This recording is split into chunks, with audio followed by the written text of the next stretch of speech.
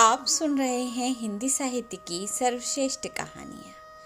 आइए सुनते हैं मुंशी प्रेमचंद्र के द्वारा लिखी हुई कहानी नेकी।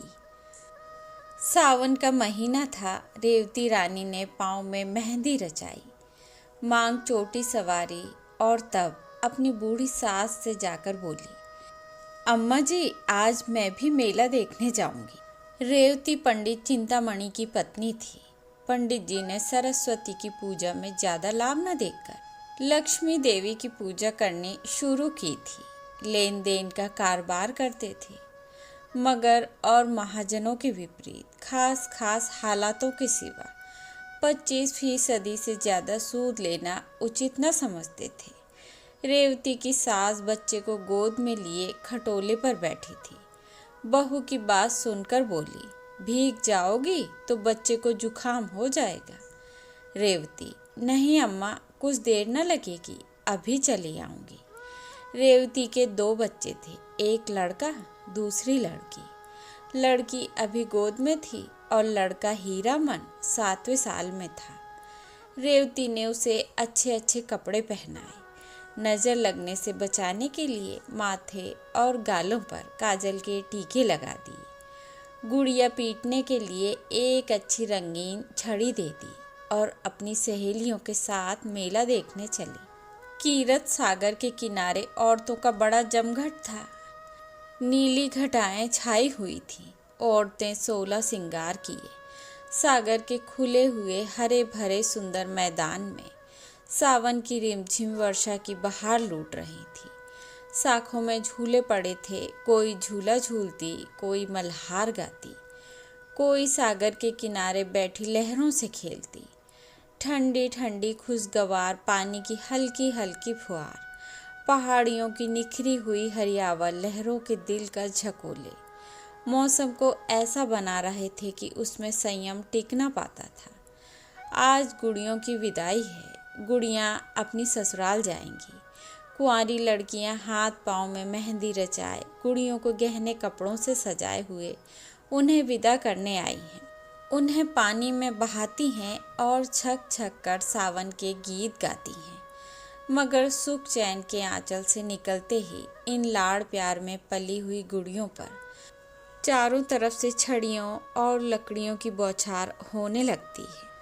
रेवती यह सैर देख रही थी और हीरामन सागर की सीढ़ियों पर और लड़कियों के साथ गुड़िया पीटने में लगा हुआ था। सीढ़ियों पर काई लगी हुई थी।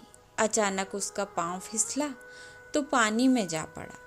रेवती चीख मारकर दौड़ी और सर पीटने लगी। दम के दम में वहां मर्दों और औरतों का ठठ लग गया, मगर यह किसी की इंसानियत तकाजा न करती थी कि पानी में जाकर मुमकिन हो तो बच्चे की जान बचाए।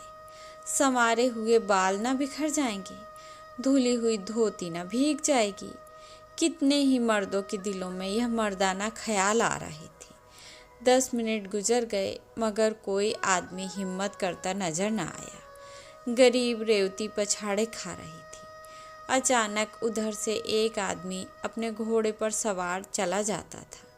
यह भीड़ देखकर उतर पड़ा और एक तमाशाई से पूछा, यह कैसी भीड़ है? तमाशाई ने जवाब दिया, एक लड़का डूब गया है। मुसाफिर कहाँ? तमाशाई, जहाँ वह औरत खड़ी रो रही है। मुसाफिर ने फौरन अपनी गाड़ी की मिर्जई उतारी और धोती कसकर पानी में कूद पड़ा। चारों तरफ सन्नाटा छा गया। लोग हैरान थे, यह आदमी कौन है? उसने पहला गोता लगाया, लड़के की टोपी मिली।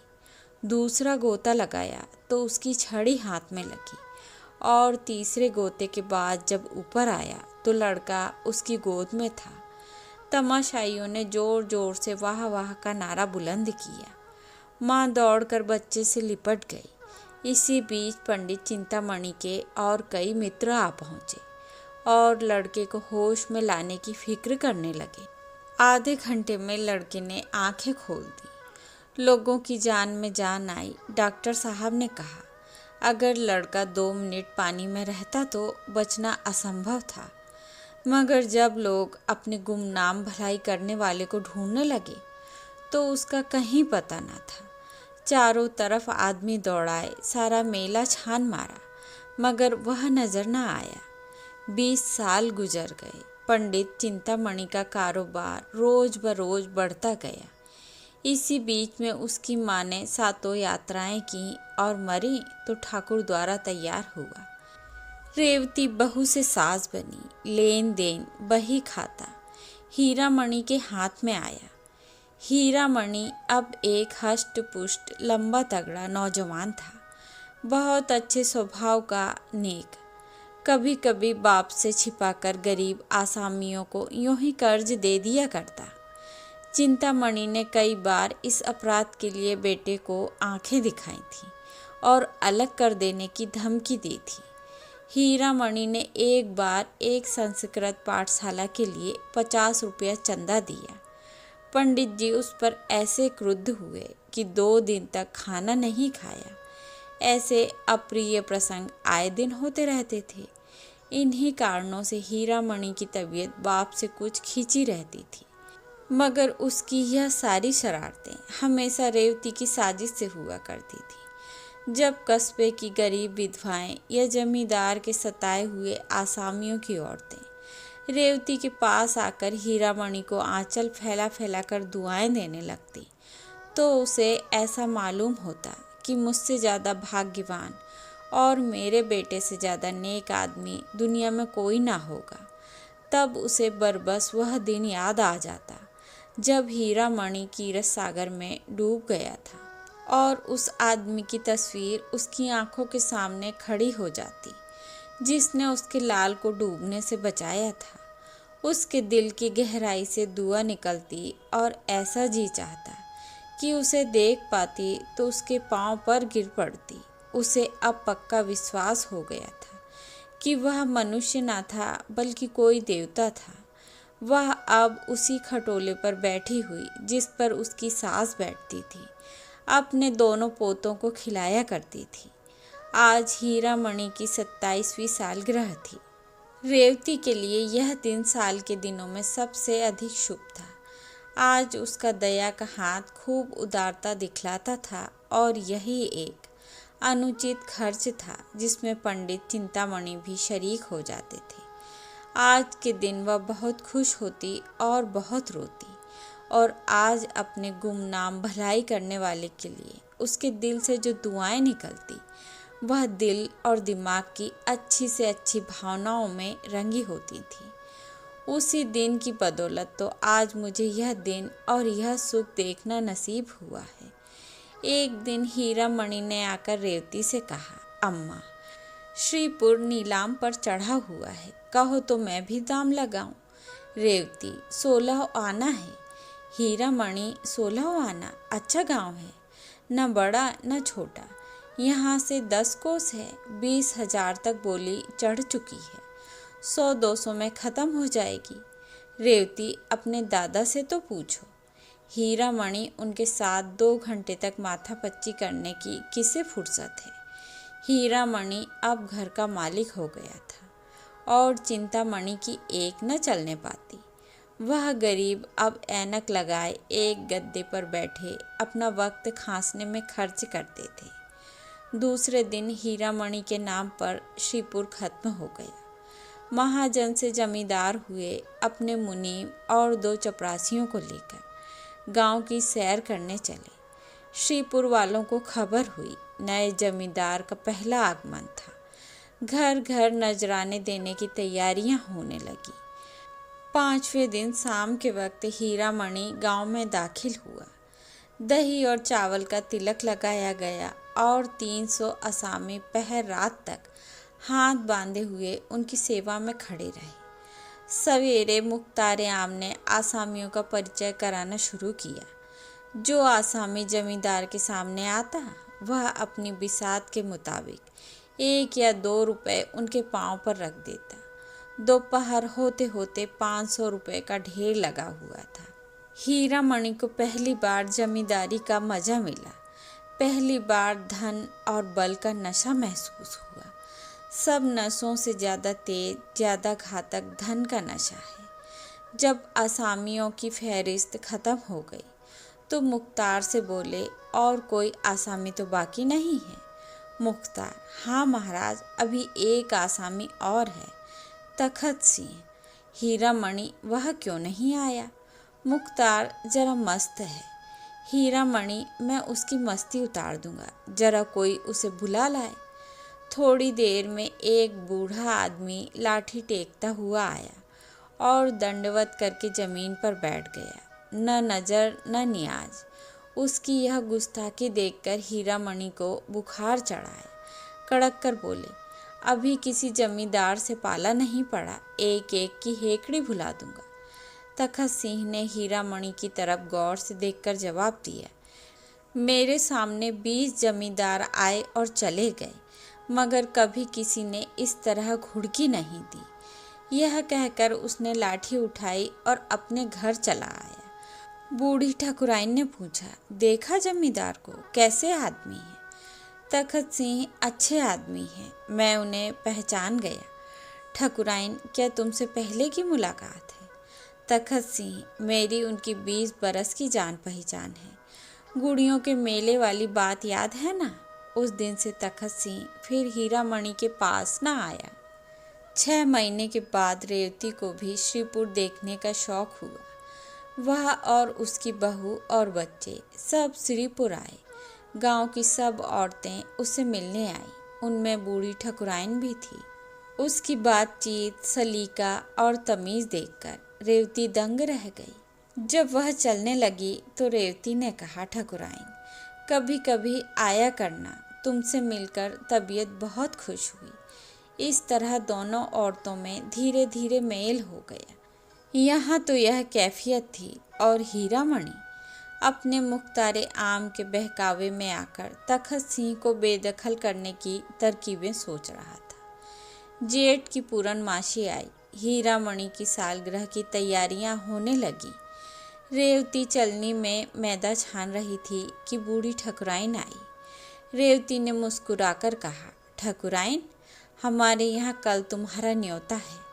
ठाकुराइन, तुम्हारा न्योता सिर आंखों पर, कौन सी बरसगांठ है? रेवती 29वीं।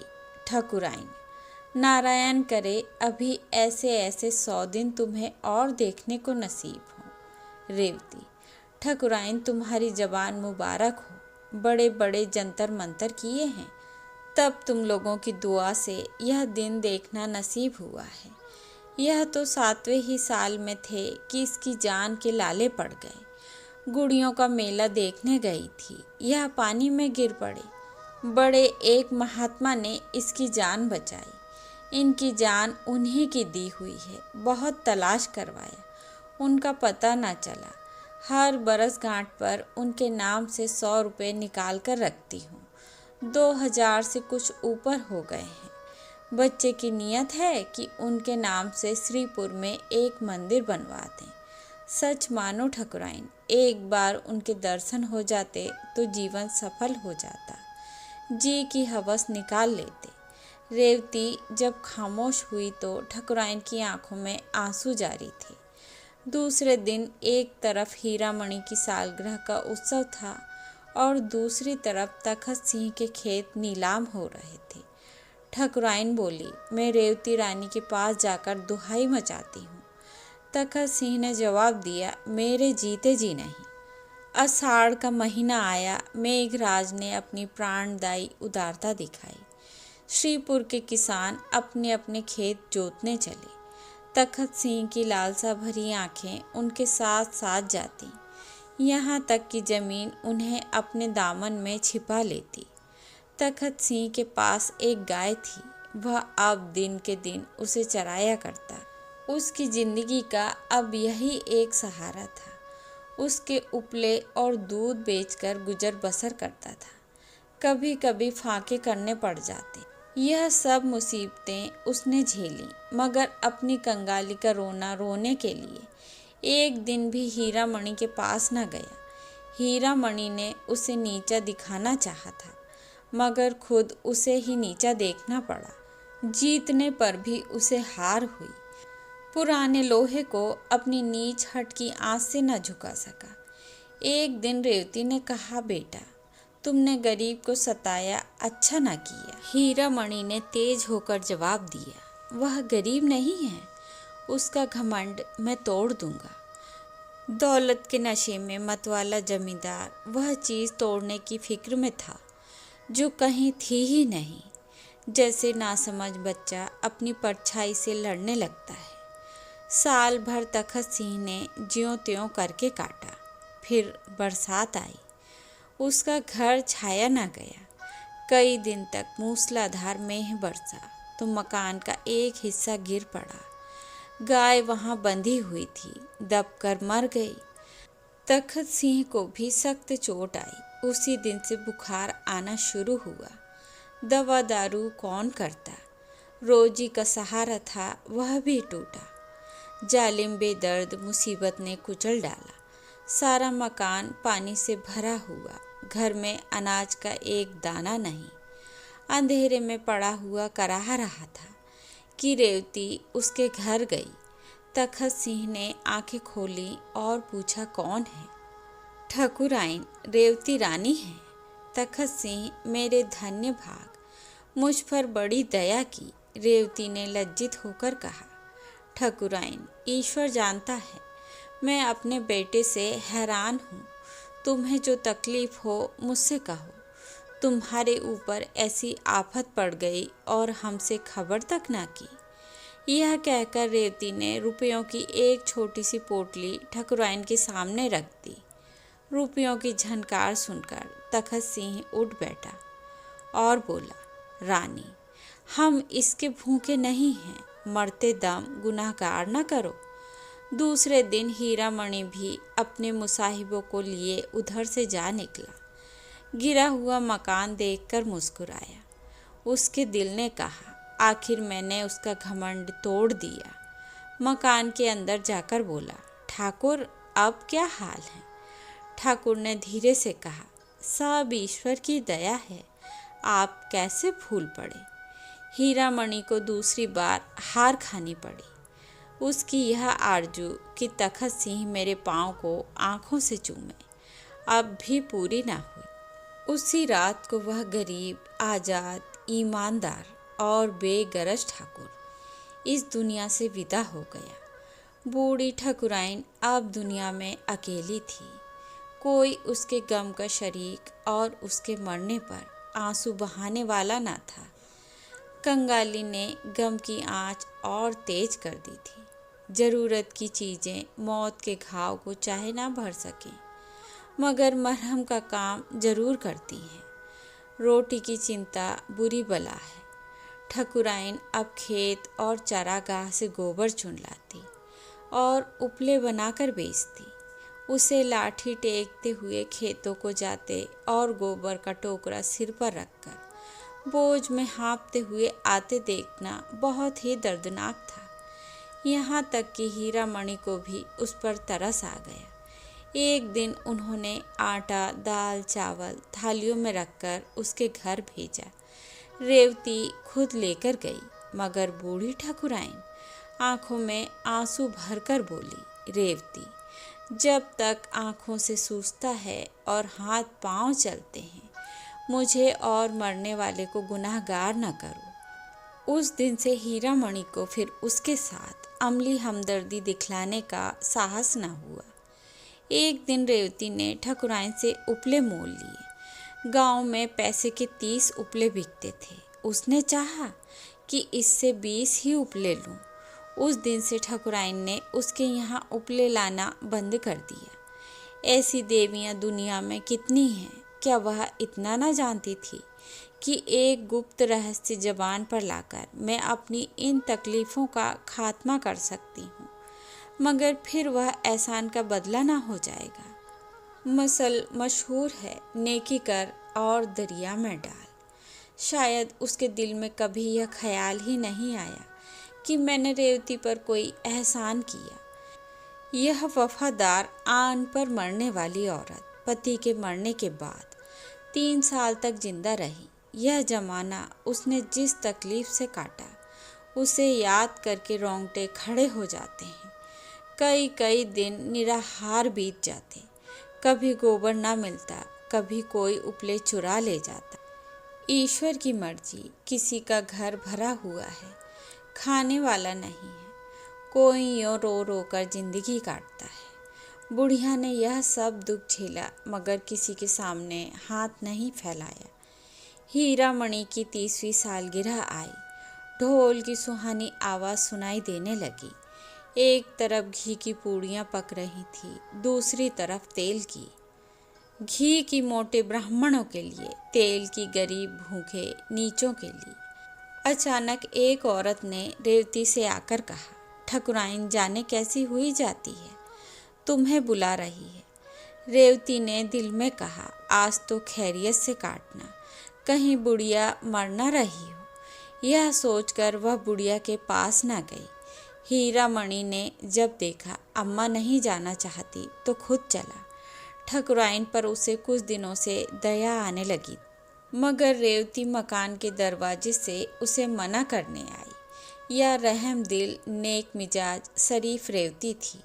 हीरा मणि ठकुराइन के मकान पर पहुंचा तो वहां बिल्कुल सन्नाटा छाया हुआ था। बूढ़ी औरत का चेहरा पीला था और जान निकलने की हालत उस पर छाई हुई थी। हीरा मणि ने जोर से कहा, ठकुराइन, मैं हूँ हीरा मणि। ठकुराइन ने आंखें खोली और इशारे से उसे अपना सिर नज़दीक लाने को कहा। फिर रुक रुक कर बोली, मेरे सिरहाने पिटारी में ठाकुर की हड्डियाँ रखी हुई हैं, मेरे सुहाग का सेंदूर भी वहीं है, यह दोनों प्रयागराज भेज देना।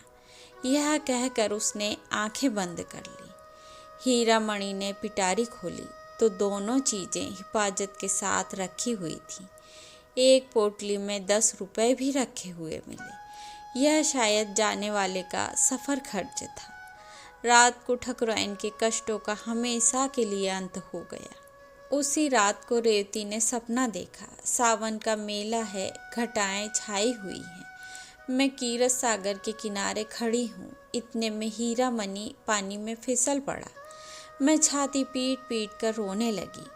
अचानक एक बूढ़ा आदमी पानी में कूदा और हीरा मणि को निकाल लाया। रेवती उसके पांव पर गिर पड़ी और बोली, आप कौन हैं? उसने जवाब दिया, मैं श्रीपुर में रहता हूँ, मेरा नाम तखत सिंह है।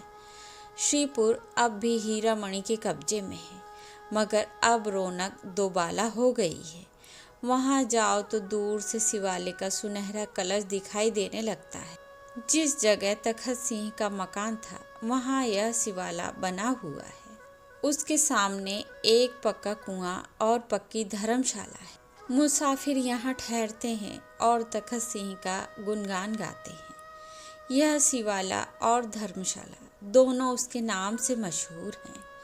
तो यह थी मुंशी प्रेमचंद्र के द्वारा लिखी हुई कहानी नेकी। आशा करती हूँ आप सभी को पसंद आएगी।